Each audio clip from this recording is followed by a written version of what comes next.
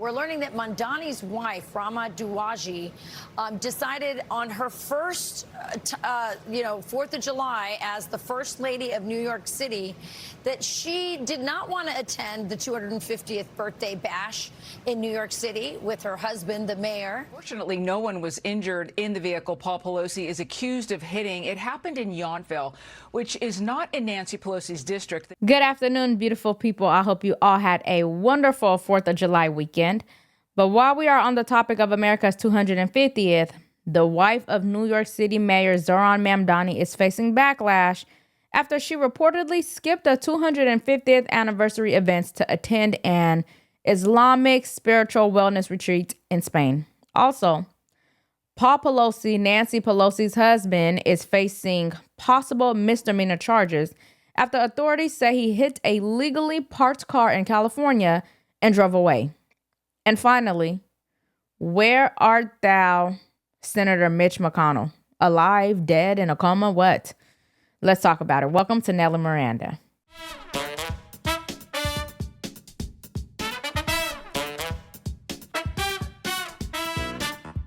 As always, please make sure you like, share, and subscribe to support the channel. Okay, so Rama Duwaji, the wife of Mayor Zohran Mamdani, traveled to Mallorca, Spain for a retreat called Plants of the Quran. The retreat was described as an Islamic spiritual wellness event focused on plants mentioned in the Quran. That Mamdani's wife, Rama Duwaji, decided on her first, 4th of July as the First Lady of New York City that she did not want to attend the 250th birthday bash in New York City with her husband, the mayor. Instead, she went on a wellness retreat, a Muslim Islamic spiritual wellness retreat in Mallorca. Now, you've been in politics a long time. What is the message that she's sending? Because I don't think that this was unintentional. I don't think it was an accident. These people do not like America. They want to fundamentally change it. They're embarrassed by it.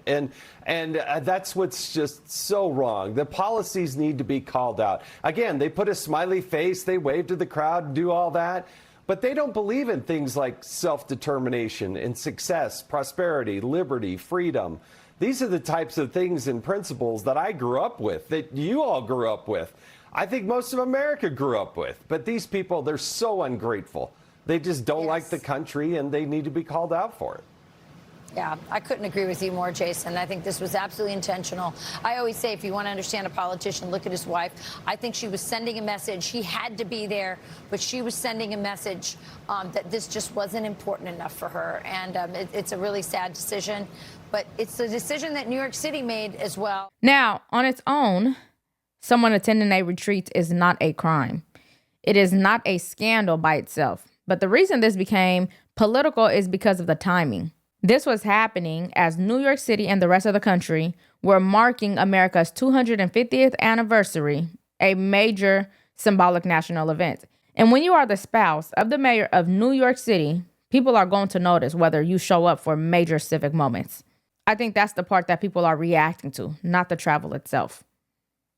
But the fact that she is the mayor's wife and she's overseas while the city is celebrating one of the biggest patriotic milestones in American history. I think that is interesting. The optics do not look good here because politics isn't about only what is technically allowed, but about judgment and symbolism. Public figures have to understand the moments that they are in. Maybe she knew and decided to skip the 250th celebration on purpose as a slap on the face. I don't know. But I always find it interesting when foreigners, so to speak, run for office and then show their ass. But to be clear, that's Mayor Mamdani's wife. Zohran Mamdani himself remained in New York for his official duties. And if you are wondering about taxpayer money in this case, the mayor's office reported that no tax dollars were used for her travel. But what do you think? Should the spouse of a major American city mayor be present for a national celebration like America's 250th? Let me know your thoughts in the comments. And if we ask Zohran Mamdani or Rama Duwaji ourselves, we'd never get a clear response on the thought process following her decision to miss the celebration. You almost never get a straight answer out of a government office. You know the drill. Fancy words that spins you in circles. No one to provide a clear and concise answer. And you know what? Sometimes Medicare can feel exactly like that. Dozens of plans, hard deadlines, and fine print built to confuse you. And that is why I trust Chapter, the only Medicare advisors that compare every plan nationwide. You talk to a real licensed person, not a chatbot or a call center, but someone who walks you through all of it. There's zero pressure to sign up. So if you're already in good shape, they'll say so. And if you're not, they'll show you better options. Either way, they do not use pressure tactics. So for complete Medicare guidance, please call Chapter at 646-817-8160. That is 646-817-8160, or go to askchapter.org/Nellie. Now let's jump to our second story.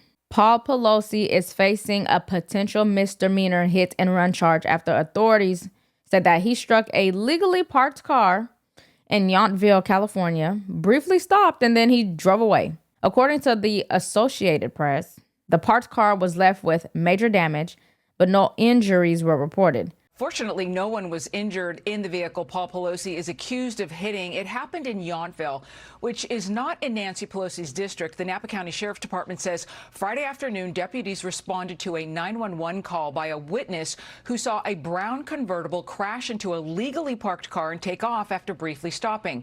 The California Highway Patrol caught up with the convertible. Authorities say Paul Pelosi was driving. It was heavily damaged and parked on the side of a road, blocking the roadway. In a statement, the sheriff said, quote, during the investigation, Pelosi admitted to hitting something, but said he didn't know what he had hit, so he kept driving. He drove until his car became disabled and was no longer able to continue driving.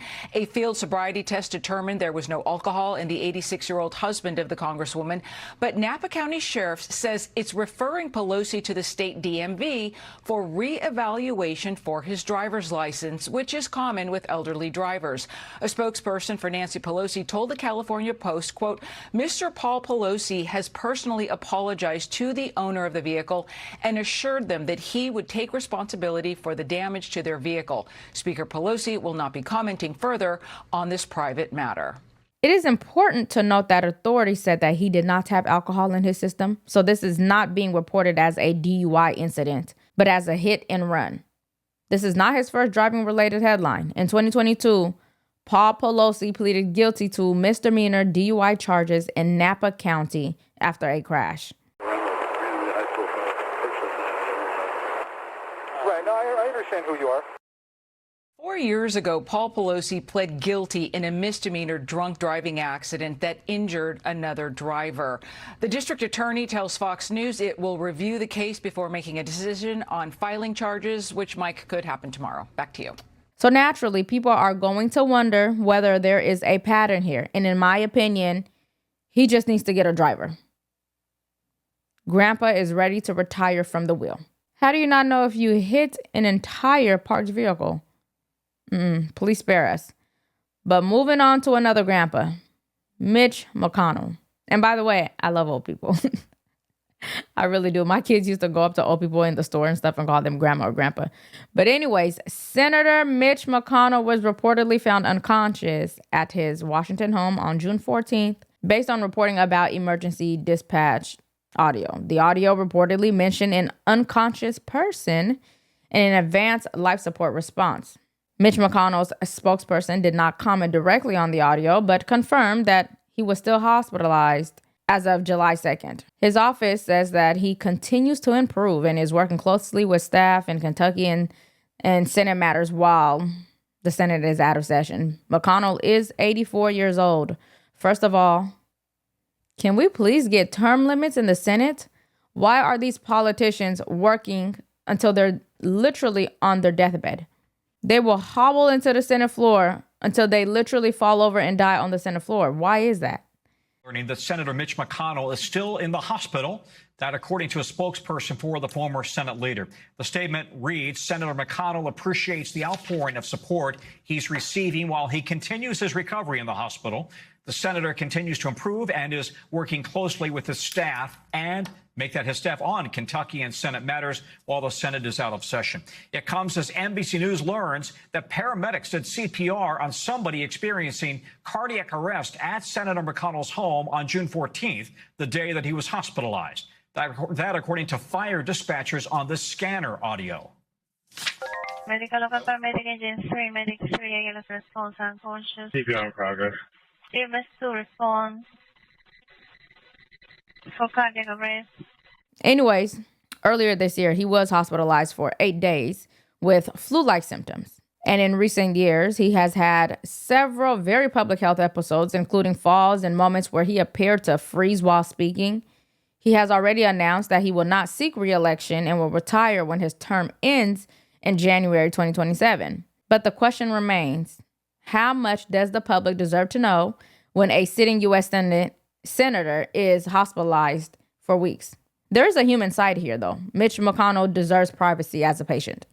But there is also a public side. He is still a sitting senator.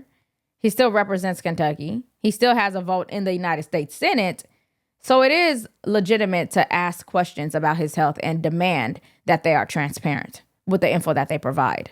Journalist Desiree Townsend has been keeping a close eye on this story, and this is what she had to say. Take a listen. Desiree Townsend here again outside of George Washington University Hospital as we mark week 3 of the hospitalization of Senator Mitch McConnell following the June 14th medical emergency.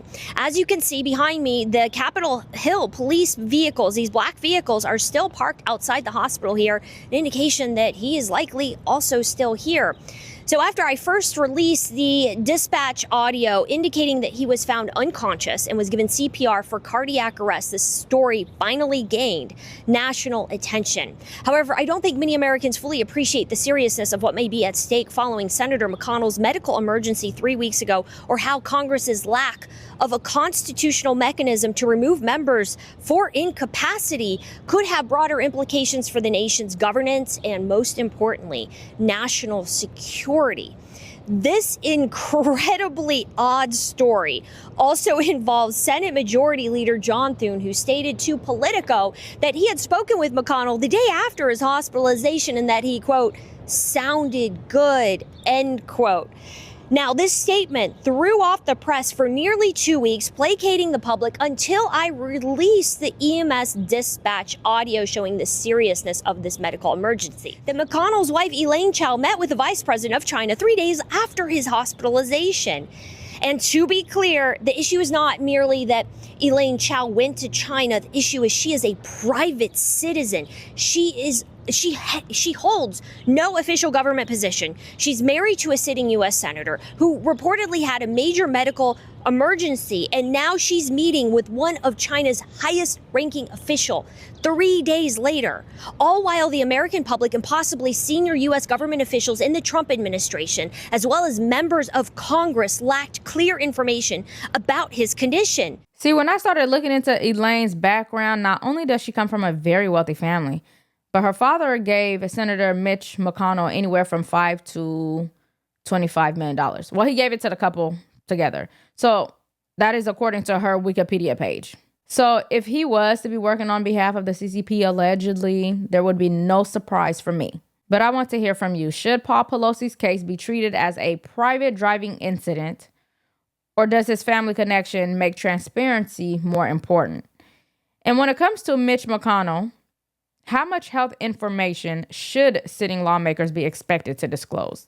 And do you think he is still here with us? Or is there something a little bit more nefarious going on in the background?